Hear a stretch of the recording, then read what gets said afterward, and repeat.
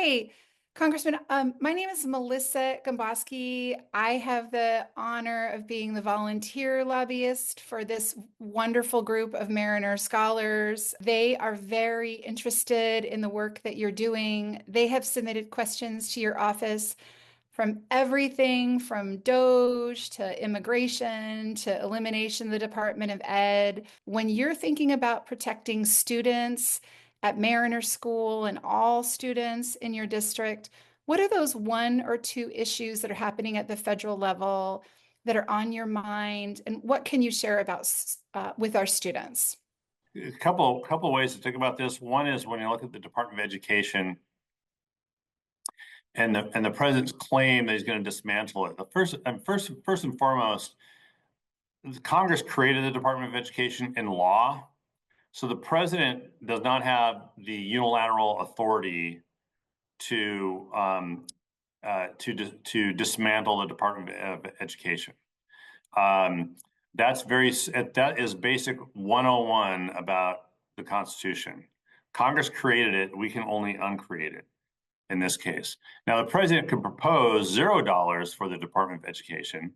It doesn't get rid of it, but he could also propose putting no money into it. But Congress then has the ability to put money into it. So I think one on education as it impacts students, it's causing a lot of confusion for people about what dollars might be available to your school district to help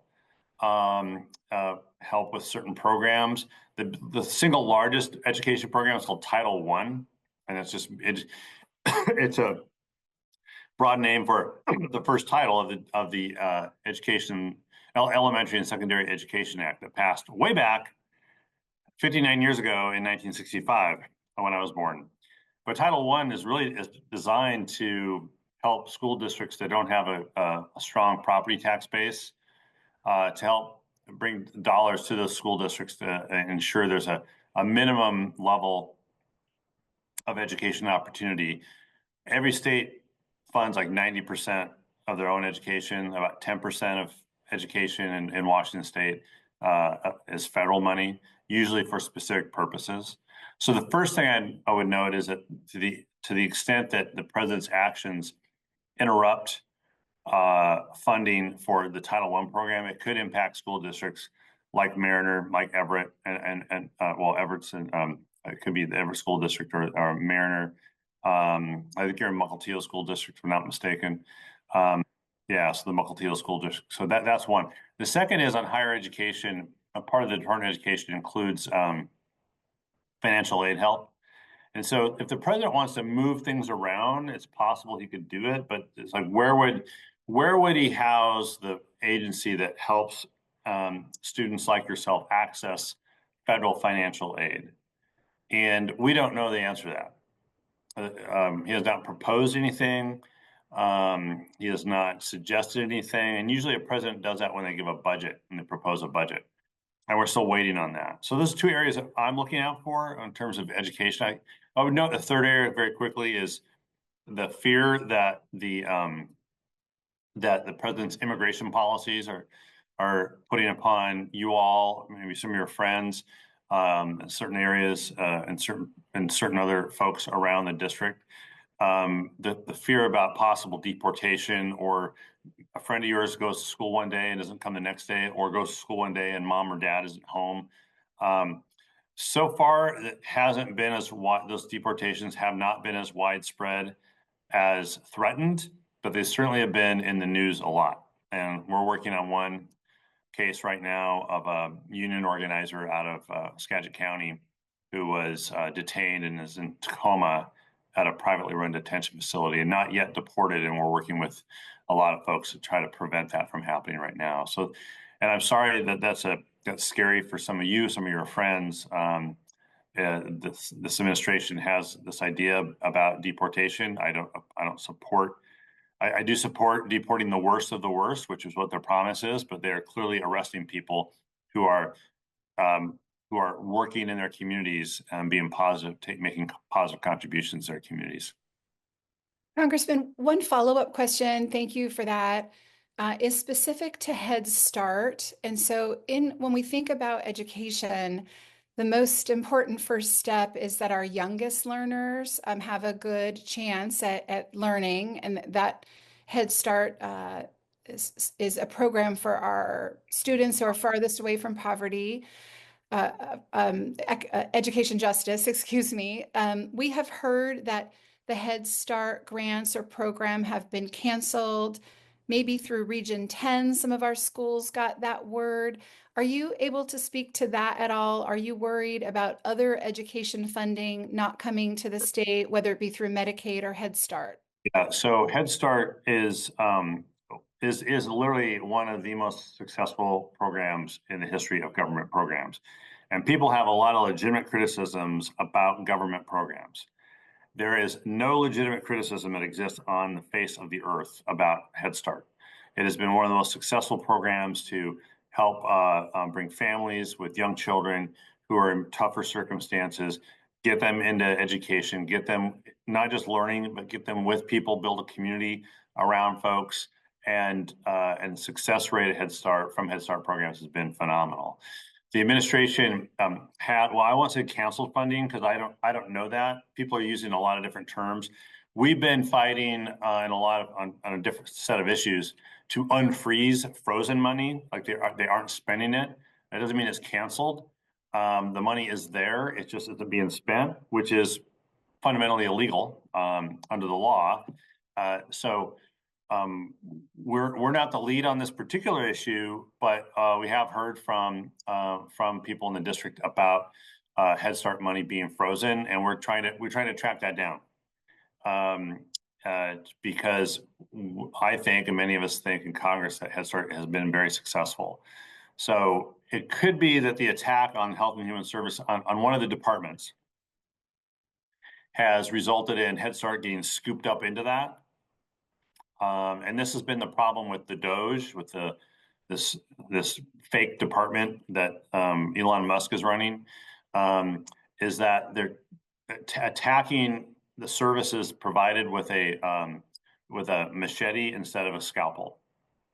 And so everything gets wrapped up in something happening, as opposed to saying, well, what's the one thing that's wrong with this one thing, and let's fix that.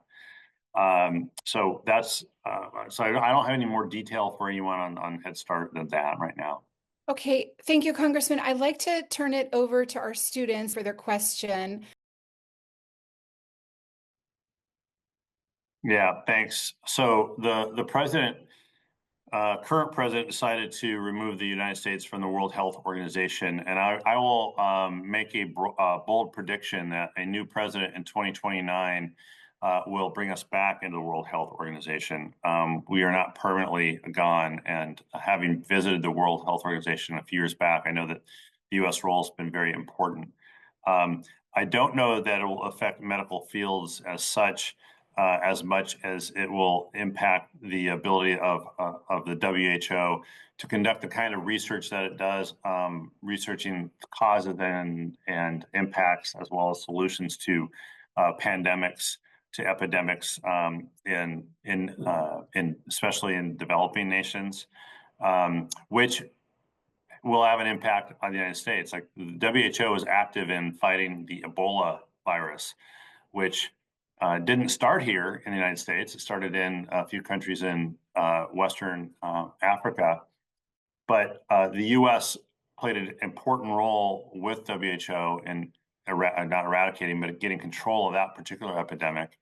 And despite best efforts from people, I would say misguided efforts as well in some respects, Ebola did find its way to the United States, but we had the tools and skills in place to control it here in the United States, and we do that work, and we can share that work with the rest of the world. And the WHO is the mechanism through which we share that information and share that knowledge. And so I think the bigger challenge for us not being in WHO is how will the knowledge that we develop here in the United States with some of the best research institutions in the world, how will we end up sharing that knowledge, the medical knowledge, with the rest of the world, so that especially developing countries, can benefit from top-notch research, and right now we're hamstrung because we're out of the WHO. Thank you, Congressman. I'm looking at time. We have time for one more student question.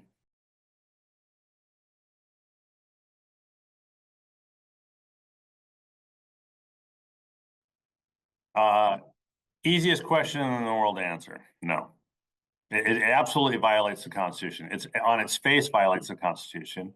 And the Constitution and I agree that no one can serve 3 terms as president. We were really clear that the U.S. Congress and the country passed this in the late 40s, early 50s, the exact date, exact year after Franklin Delano Roosevelt served several terms. And so we were really clear, a president can only serve 2 terms. It's not 2 consecutive terms, it's 2 terms only. So for I will just say, when President Trump says stuff like that, look at the thing he's trying to divert your attention from. All right, because he says that, and then we all focus on things like that. But in fact, if you look at his last week, he had a terrible week. It was a horrible week for the president.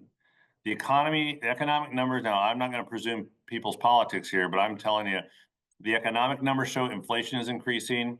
Gas prices are up. Egg prices are up. He said those would come down on the first day. He was getting bad news about his tariffs.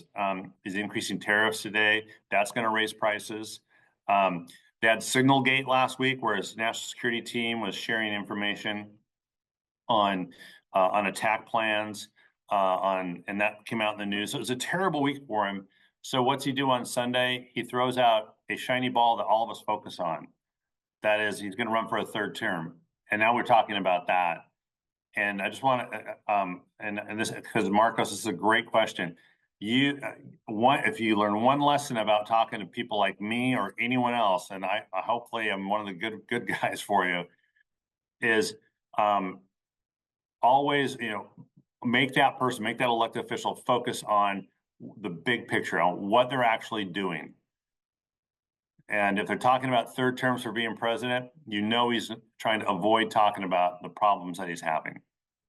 Now, I wouldn't put it past this president to try to run for a 3rd term, but the Constitution's really, really clear.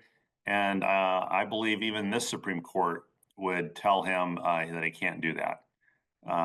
But it's a great question, and I hope we can all learn, and I hope you're helping all your classmates not in this class understand what the Constitution says and what it doesn't say.